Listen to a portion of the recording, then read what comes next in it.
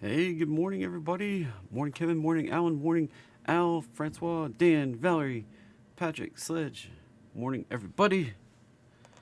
Morning. How's it going? Let me know in the chat. If you want to chat with me, all you have to do is be a subscriber. Hit the subscribe button down below, wherever it is over there, and a few seconds later, you'll be able to chat.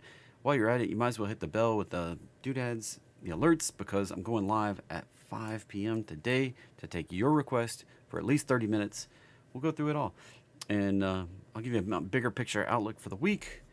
And it's usually a good time. I mean, last week we went for over an hour. So I'll try to do all the requests, at least do 30 minutes of request. So it's a good time. You should come check it out. All right. So, what do we have going today? Now, the topic for the day was debt ceiling deal. What are the potential implications? Well, one, as Obama said, never underestimate Joe's ability to mess things up. You know, to kind of summarize what he said there. So, as Goose has been talking about in Discord, well, in the VIP chat we have, the president keeps flip flopping. Like he'll say one thing and then he'll say a different thing, and then he'll change his mind, then he'll change his mind again. Then, hey Pat, morning. That's not conducive to playing Let's Make a Deal. Now, Republicans want to roll back to 2022 spending. Democrats, of course, want to keep everybody, all the plebes, flush with cash. The money of slaves is debt. We are all, if you're in debt, you're a slave to paying your debt, servicing the debt. As a country, we're all slaves to that debt at this point. And quite possibly, I'm not saying anybody's incompetent or just a figurehead, but the president doesn't seem like the type of person that is going to be the one making the decisions. I think we can all see that in all the things every time he gets up and tries to speak publicly, he kind of wanders. It's very consistent with dementia, Alzheimer's type situation. I'm not sure he's the one negotiating on behalf of the executive branch. So, do they play Let's Make a Deal, or do we just stalemate this sucker right into default? Everybody, all the mainstream media, like, oh, it's not going to default because we've never defaulted, and Biden won't be the first president to default. Ha-ha! And that's where we circle back to the first thing I was saying there. I don't know.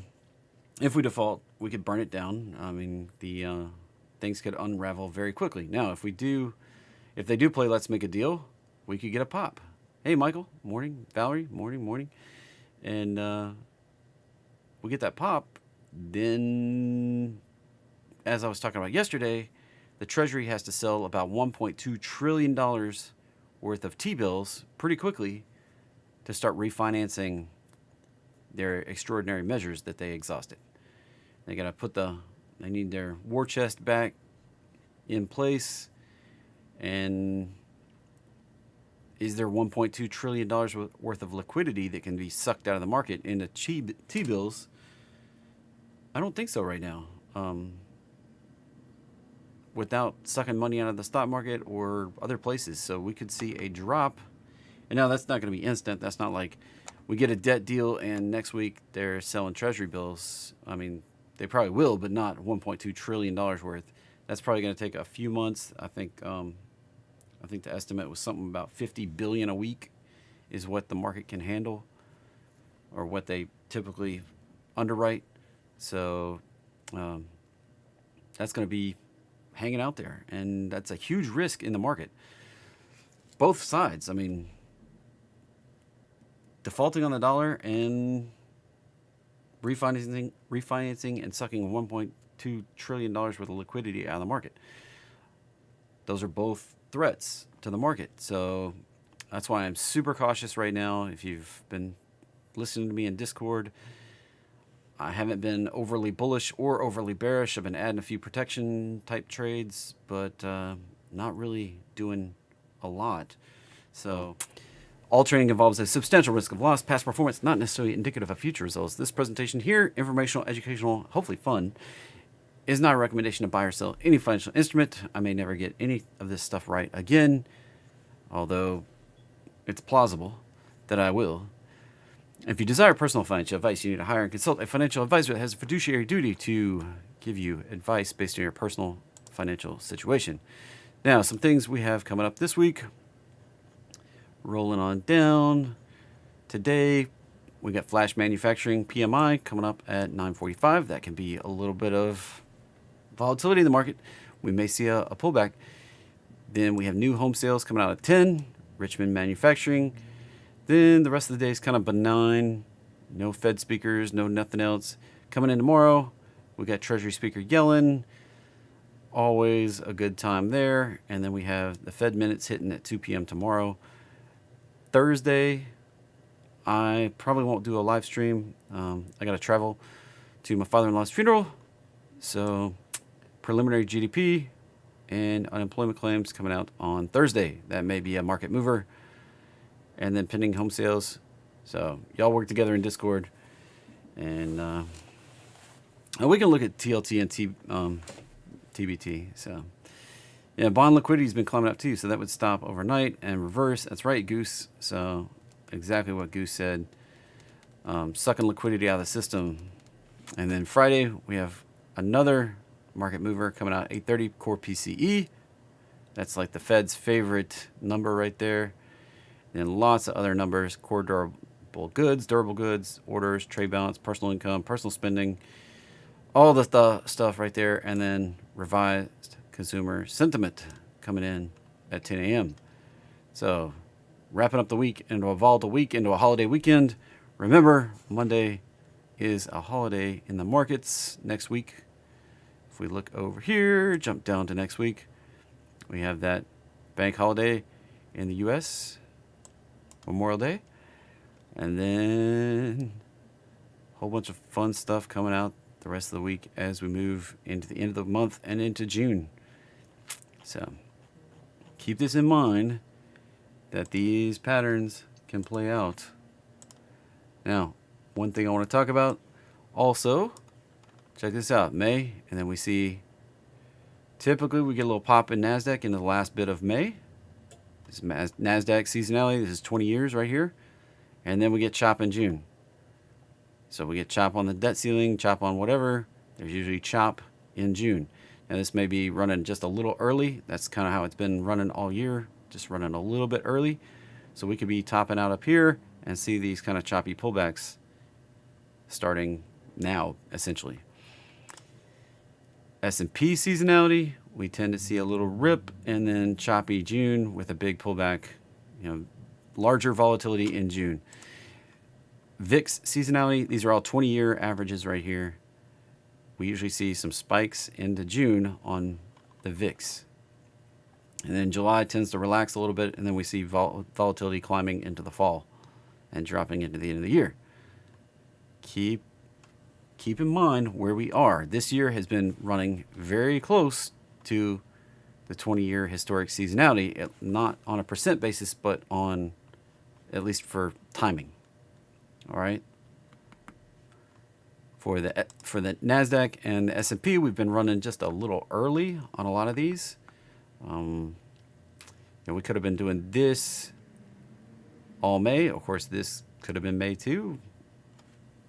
Which one? I don't know.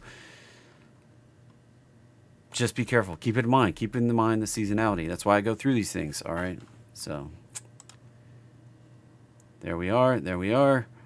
We can see some increased volatility in June. If you're planning on this thing just to rip, I would be very cautious. All right. Please be careful. The account you save may be your own. All right. Moving on.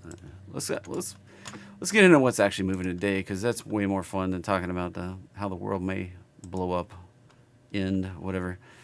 So S&P 500 yesterday, making a little doji, breakout. Well, it didn't get continuation yet. We broke out and just kind of parked right on top of the box. Still right at the top where we topped out in February. We've gone nowhere for March, April, May, 3 months, and almost into June now, almost 4 months. That's essentially nowhere. S5FI yesterday still parked right in the dang middle.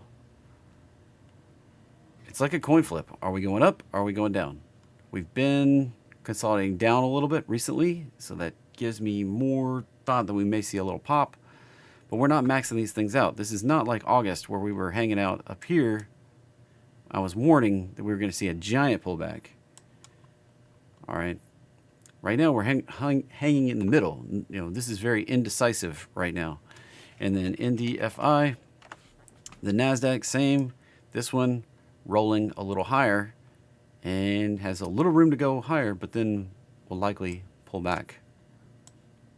All right, we tend to hang out between 80% and 20% of the stocks above the 50-day moving average. That was what S5FI is, S&P's, and then NDFI is NASDAQ's stocks above the 50-day. Now, I do find it funny, if there's 100 stocks in here, how in the devil do we have 63.33%? How is 0.33% of a stock? I mean, if there's 100, you're either got 66 or 67, not 66.33, but I digress on the ridiculousness of that. So, yeah, Pink Monster, that is, what would I call this? It's kind of like grapefruit mixed with grapefruit and what do you call it? Papaya, I guess. That's what I think it is.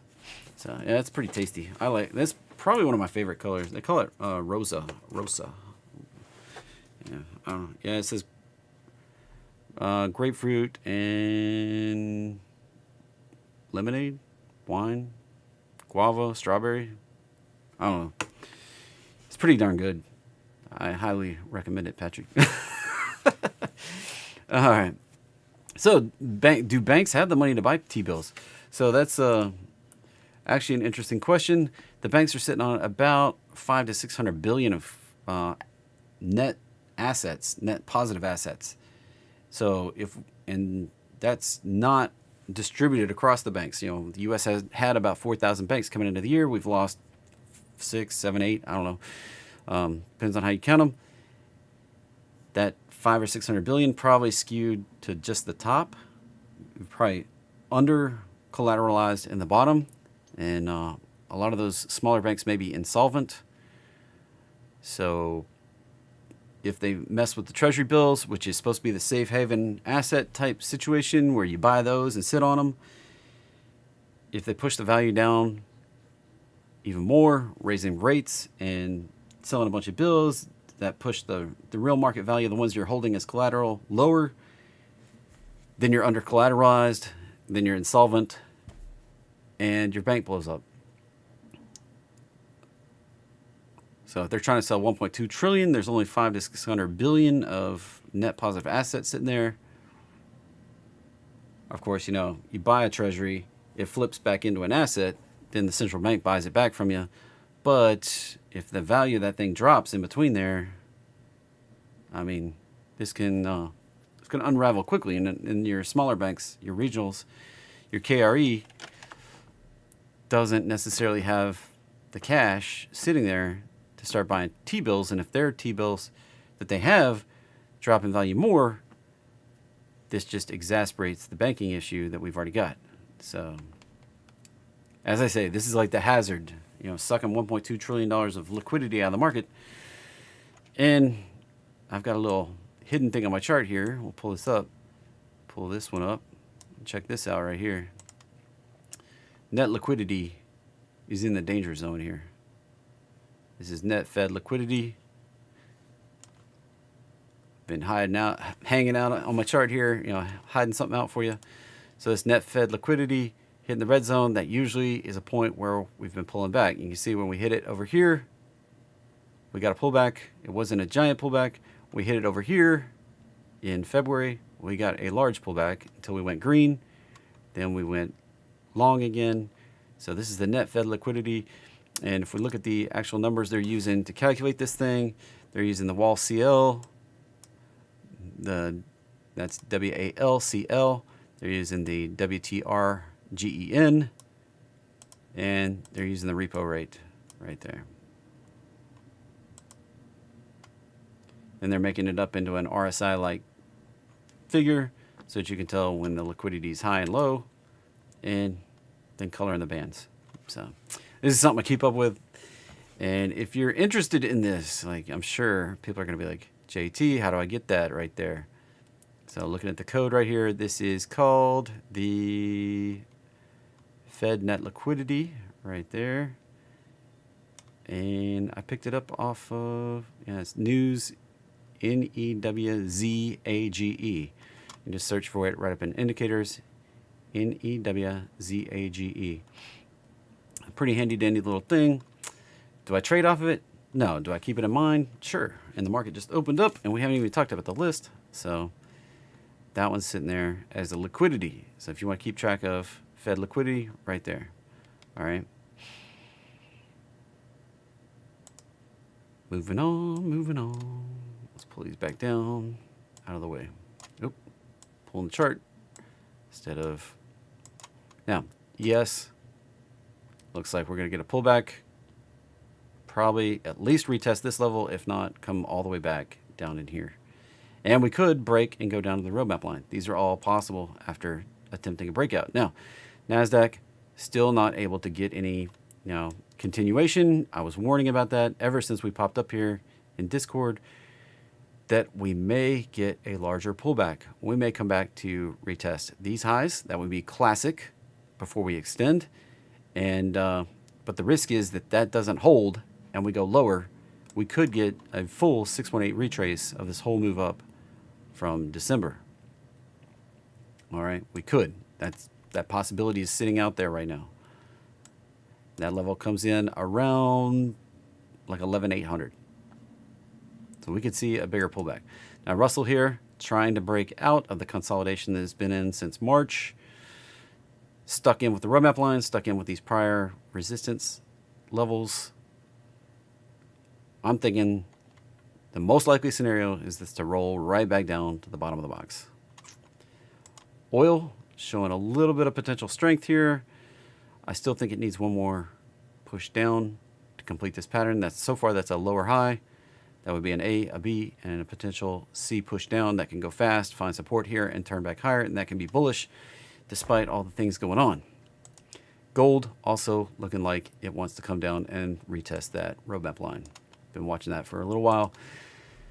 Bitcoin still chugging right at the bottom of that consolidation. One quick spike down would be great. Flush that out, and then let's get out of here. Dollar sitting right there at the roadmap line, retesting for 3-4 days now. Not getting above the roadmap line is not bullish. That can roll over and go lower very, very quickly. All right, stuff moving today. GHEL, look at that pop. Whew. I don't even think I refreshed this from yesterday. Let's reload this really quickly. Yeah, SHIB. This was getting talked about. Made a bullish move, but consolidating. OC. Let me look at that move. That's beautiful right there. Beautiful, beautiful. Right up into the roadmap line, though, on the daily. Caution. We have significant resistance right up here around 10 to 12. Zoom. It was getting a little excitement. Looks like the excitement now is dropping and probably going to come down and test this trend line. And let's shrink that. Get that out of the screen there. ACHV. That looks like it's going to come down. I grabbed the list of stuff that was being talked about on StockTwits this morning. Lows. Nice little popping action. If it can break out, we can go higher. Just churning right there on the roadmap line. Nothing super fantastic. Even though earnings were a banger. Beating on the top, beating on the bottom. Nice 6% beat and a 3% beat. $750 million. That's not too shabby.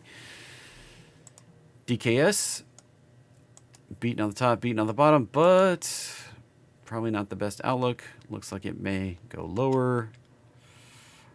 This looked like a pretty good setup, but may extend lower. Next support down here around 120. If you can't hold on to that right there. It's trying to hold on to that really hard, but if it gets below that at all, probably going down here, retest these levels from back over here, which just happens to also line up with the 618 there. Right there. If I wasn't so sloppy, it'd look better. BJ. Ouch. That one disappointing on everything. I mean, that was a pretty darn good estimate right there. But they could rally back. I would watch for reversal if you know how to do that sort of thing. GME.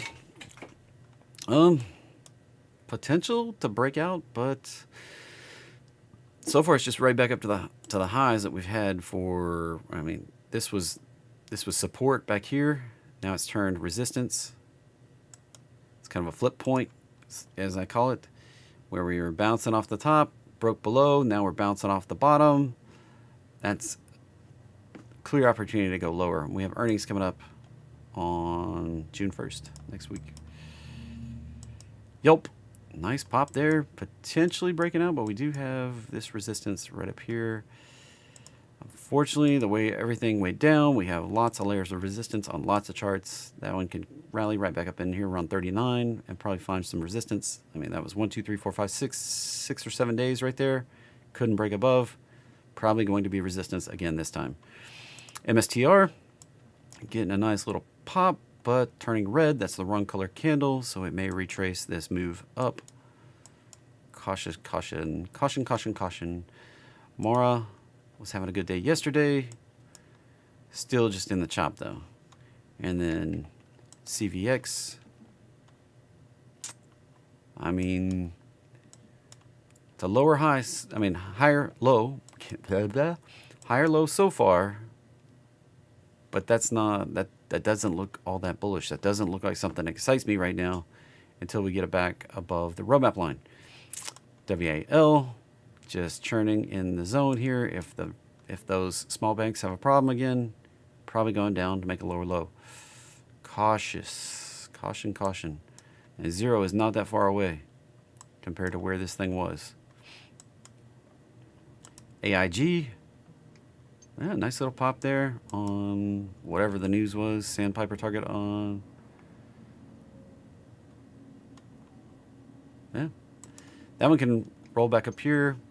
Of course, they insure all sorts of things. So, you know, banking problems back here caused a big down. This one can go down again on more banking problems. Be careful. Riot, potentially working on a breakout. If we get above that 1285 high right there, 1290, whatever the high was, we break it above that, probably going up here to the target zone around 17 to 18. You know, the low end of that around 15. BTBT continues to chug higher, working on extensions. About 290 is my next extension higher. And then I've got a big target up here around 5 for this thing. Probably going to get a pullback and work its way up here to about $5. Race getting a nice big pullback. That one needs to go revisit the roadmap line or at least do some sort of pullback similar to this one over here. That's some super extension levels, and that would be that pullback right there. If it just echoed, that would be classic because then it retests this consolidation it had right back there. This consolidation right back here. See what that does? Retrace right back to the consolidation where it popped up, broke out of, fills the gap. Same patterns all the time. FSLR, that one looks like it's coming back down once again after making an extension. It was a volatile extension. It popped up, got right to the 1272, just came up a little shy, and come all the way back down.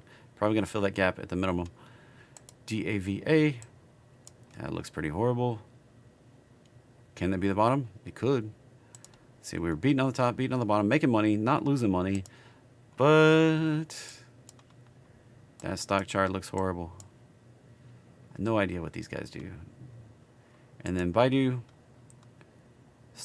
found resistance to the roadmap line, probably going to retrace, maybe go down to 108. Keep an eye on that one. Breaks below these lows, 108, the next target. Yeah, nothing new under the sun. It's all patterns. I'm just looking for patterns, pattern matching. That's what I do. Match the pattern. Same thing tends to happen over and over. 75, 80, sometimes 85% of the time, the patterns just repeat over and over and over. It's something you can trade. If it's reliable, you can trade it. So what's the bias for the day? Probably looking at a pullback. NASDAQ right here. Let's zoom up and talk about this really quickly. Right here. I'm thinking the NASDAQ needs to pull back to about 13,700. That level I talked about forever. I'm thinking we need to go back to that zone, right around that 13,700. Maybe 13,750, somewhere in there. Find some support, and then we can go up. This is like a big wave 4, is what that would come out as in Elliott wave speak. Yeah, right down there on the 1272, 13,770-ish. So somewhere right down in there. Highly likely we could extend lower, and like I said, that could be possibly a setup to go down even bigger. So be careful. Big tech does not have to keep rallying. Lots of people chasing big tech, and be careful. You can just rewind and go back to the Mara chart, pause it, and that's the beauty of this all being on YouTube. But I can pop it up one more time before I wrap it up. Remember, 5 o'clock today, we are doing 30 minutes of awesome, where I do your request for at least 30 minutes. So, all right. Conversation continues in Discord. I'll see you guys later. That's my bias for the day. And remember, the account you save may be your own. Be safe out there. Be careful. This thing can pull back. All right. We did the high probability move up that I was talking about. That was beating the drum. We went to the 13,700. Now it's in the face of a pullback. All right. Be careful. Please, please, please. Be careful. This is a dangerous coin flip time. This is not clear anymore. There's no clear path forward. The S&P has been telling us that. Please be careful. Have a good day.